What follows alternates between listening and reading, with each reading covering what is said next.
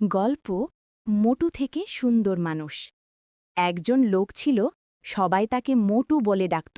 সে ছিল খুব ভালো মানুষ, কিন্তু শরীর মোটা হওয়ায় গ্রামের লোকেরা তাকে নিয়ে হাসাহাসি করত। মোটু এক মেয়েকে মন থেকে খুব ভালোবাসত, কিন্তু মেয়েটি তার ভালোবাসা ফিরিয়ে দিয়ে বরং অন্য কাউকে পছন্দ করল। এতে মোটুর মন ভেঙে গেল।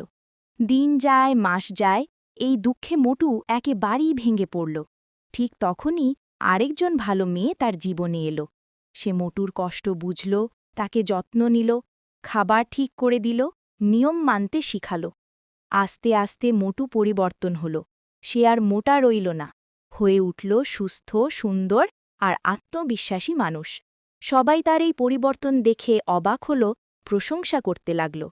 এদিকে যে মেয়েটি মোটুকে ছেড়ে গিয়েছিল, সে আবার ফিরে এসে কাঁদতে লাগল। কিন্তু মোটু আর তাকে ভালোবাসল না।